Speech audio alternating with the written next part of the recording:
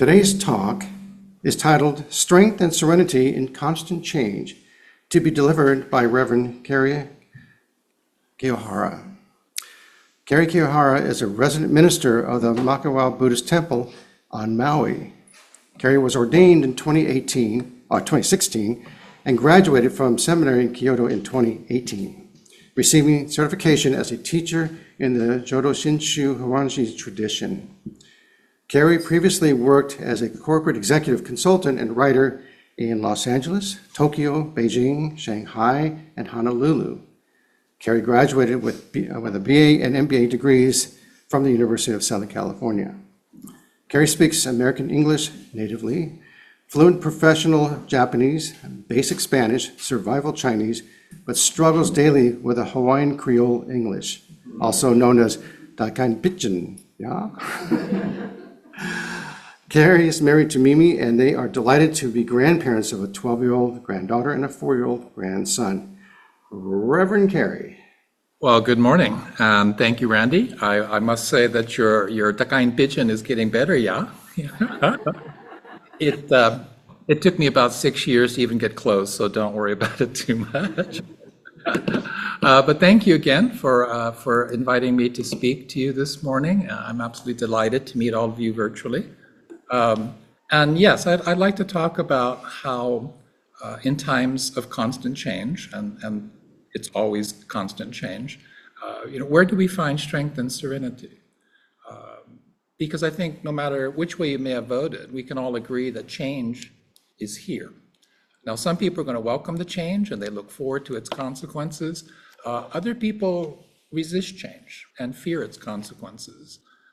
But no matter which way you may have voted, we can all agree that change can often have unexpected and unintended consequences.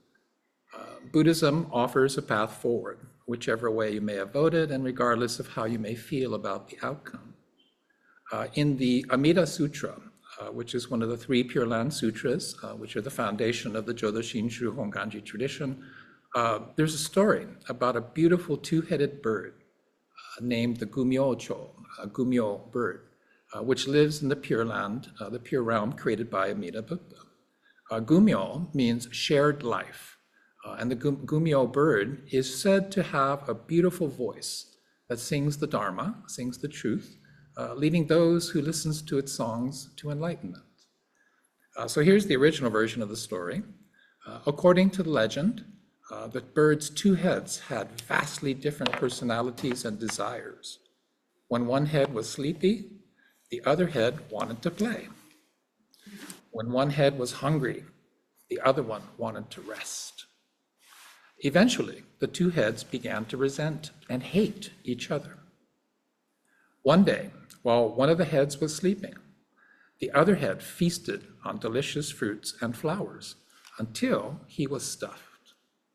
When the sleeping head awoke, he wanted to eat too, but he was already full because they shared one stomach. He was angry that he could not enjoy any of the food, so he took revenge by secretly poisoning the other head, resulting in its death. However, he also suffered and died because they shared the same body. As he was dying, the head realized how foolish he had been.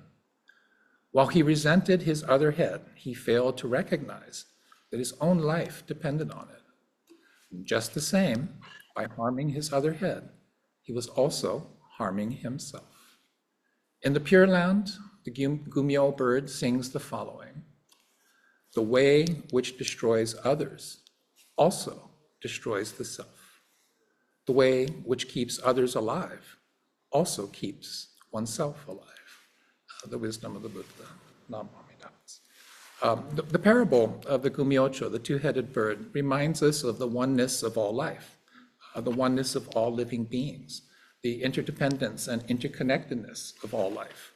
And this is a key teaching of Buddhism. We are all living a life of mutual dependence. So this parable forces us to reflect upon the choices we make going forward. No matter which way you may have voted, we must deeply reflect on our shared life as one nation and one human family. We must do all that we can do to heal our divisions and mend our brokenness. Whether you like it or not, our lives are profoundly connected. We can either grow together, thrive together, or we can wither and die together. Our collective destiny depends on each of us. Will we choose compassion and love, or fear and hate? Community and mutual benefit, or individualism and self-interest? The protection of freedoms, or the stripping of rights? Collective governance, or authoritarian rule? Elections have consequences, and this election was a choice that will impact the lives of many who now fear for their safety, their security, their freedoms in the days ahead. But beyond any one single election, however, we're making these choices every single day in the way that we choose to live and choose to be engaged in civic life, to be engaged in society. Let us turn to the words of Shotoku Taishi, Prince Shotoku, who created Japan's first constitution and institutionalized Buddhist ideals into the government of Japan in the 6th century, in the Common Era. And he says, "Let us cease from wrath and refrain from angry looks, nor let us be resentful when others differ from us. For all beings have hearts, and each heart has its own leanings. Their right is our wrong, and our right is their wrong. We are not unquestionably sages, nor are they unquestionably fools. We are both simply ordinary beings." The wisdom of Shotoku Taishi, who lived 574 to 622 in the Common Era. So to this day, Japanese cultural values remain firmly rooted in Buddhist teachings. Centuries later, these values crossed the ocean in the 19th century and came to Hawaii more than 135 years ago with the great wave of immigration of Japanese people to the Kingdom of Hawaii and to the west coast of the United States.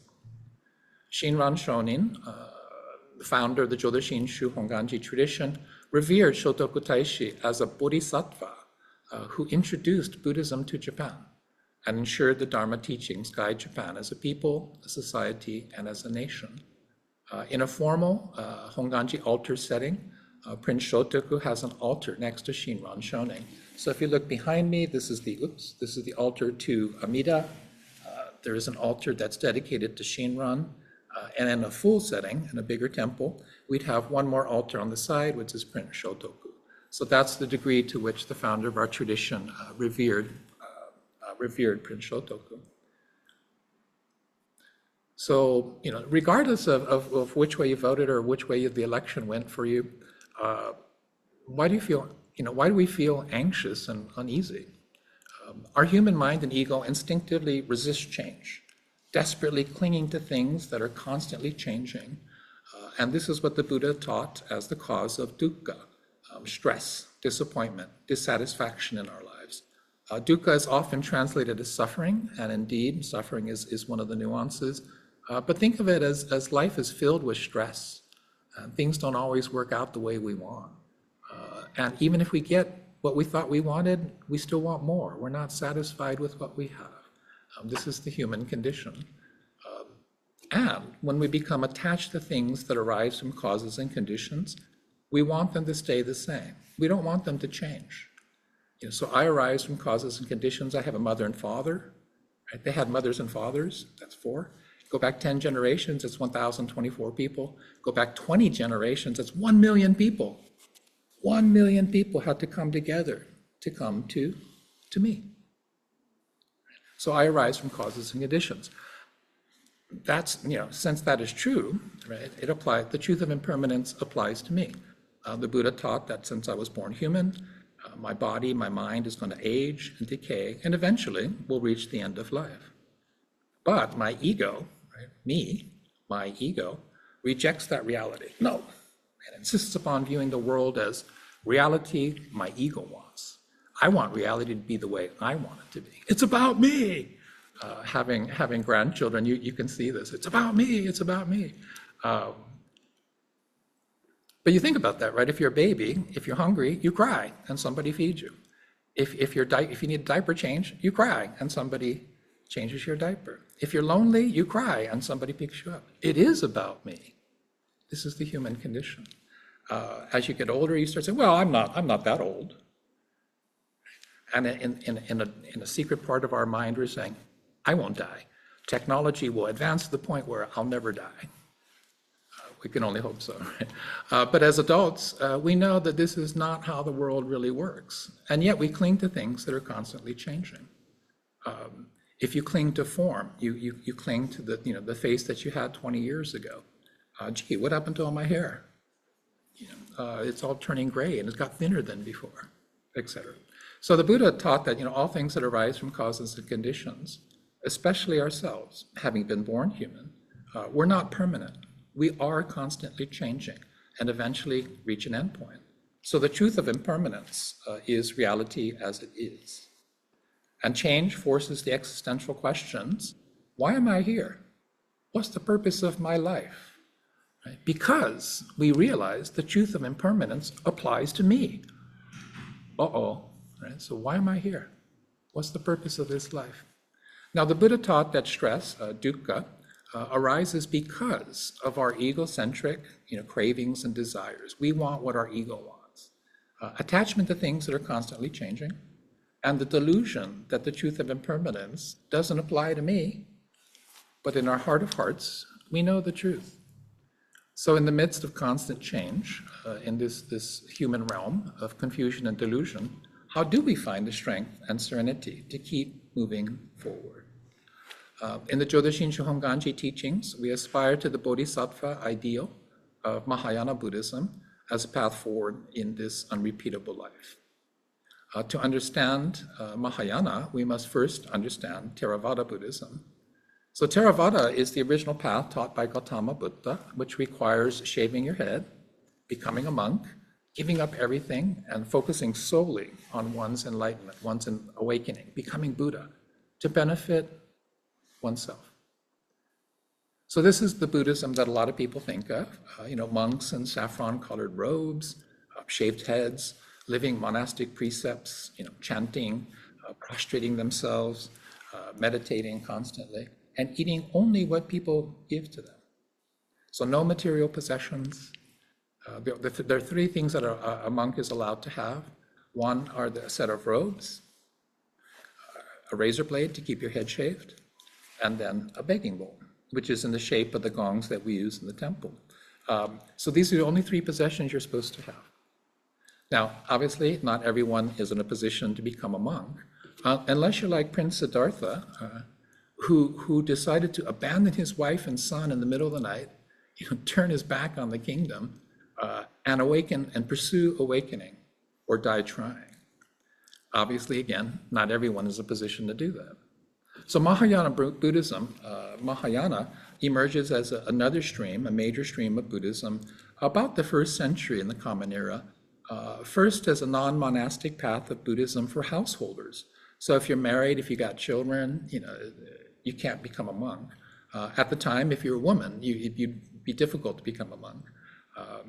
And so then later on, it develops into a more other-focused practice to benefit others, thereby benefiting oneself. So Pure Land Buddhism, including Jodo Shinshu, is part of the Mahayana stream of Buddhism. And in the Mahayana stream of Buddhism, there is the ideal called the Bodhisattva. A Bodhisattva is a being who sacrifices their own awakening so that all beings, without discrimination or judgment, may also realize awakening. So a Bodhisattva has done everything necessary to become a Buddha, but refuses to accept this supreme enlightenment unless and until all sentient beings realize awakening and become Buddha. So the Bodhisattva ideal is purely altruistic compassion that compels one to help others first. And so one of the readings by the Indian Buddhist scholar Shantideva offers a profound summary of this ideal. May I become at all times, both now and forever, a protector for those without protection, a guide for those who have lost their way, a ship for those with oceans to cross, a bridge for those with rivers to cross, a sanctuary for those in danger, a lamp for those without light, a place of refuge for those who lack shelter, and a servant to all in need. The wisdom of Shantideva, who lived in the 8th century in the Common Era. So when we truly come to see reality as it is, that we live only because of other people and living beings and other forms of life, we become free of the bondage of selfishness, and we are enabled and empowered to help others. So is it easy? Of course not. We're only human. We're only human. Now that could be an excuse. I'm only human. What do you expect from me? Or it could be a statement of true awareness of the self. I am only human. I am not a Buddha. I'd like to think I could become one, but that's my ego, right? I'm just a human being. I'm only human. So my ego self would like to believe that by virtue of being an ordained Buddhist priest, I'm better than other people, that I have superior insight into the human condition, that I manage my stress better than other people. Reality as it is, I struggle every day with the reality of my aging body and mind, just general uncertainty over the future. What if? And my inability, despite my efforts, to conquer my ego. But it's in the recognition and acceptance of my utter humanness. I'm only human, that I realize the wisdom of the Bodhisattva ideal. Helping others is helping yourself. The Vietnamese Buddhist master Thich Nhat Hanh, who is the leader of the mindfulness movement in the US, the Plum Village Meditation Centers.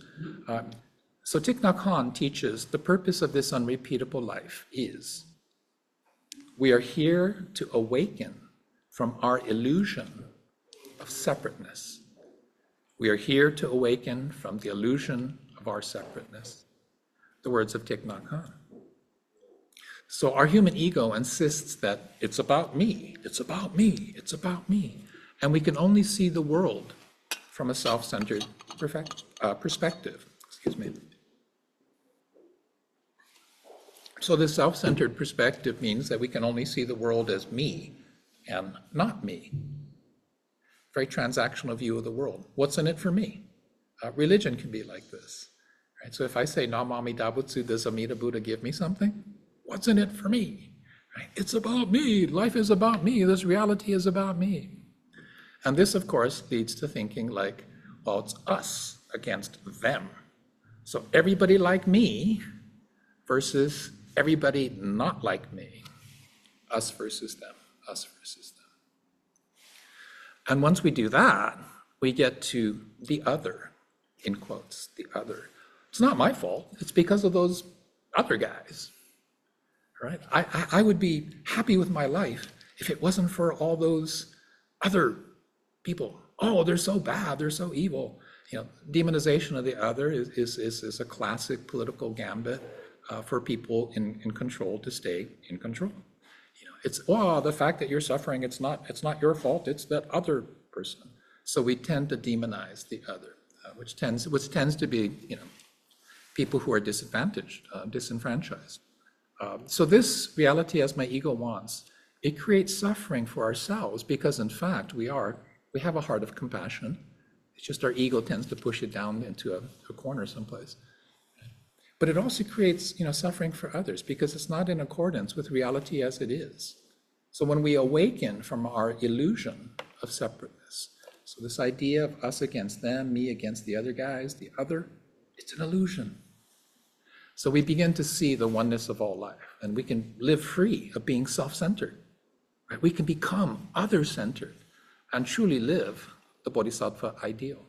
And this is the purpose of our unrepeatable life. The Tibetan Buddhist master, Choki Nyima Rinpoche, and it's okay, Randy, I have trouble pronouncing Tibetan names too. So the Tibetan master, Choki Nyima, offers this insight. So what are the experiences that the teachings of the Buddha are founded on? They are sadness, love, and openness. Although they appear to be quite different, sadness and openness are in fact intimately connected. The profound sadness that overwhelms us when we understand the impermanent nature of all phenomena opens us up to the world around us. We open our hearts and we begin to notice our fellow beings. The wisdom of Choki Nima Rinpoche.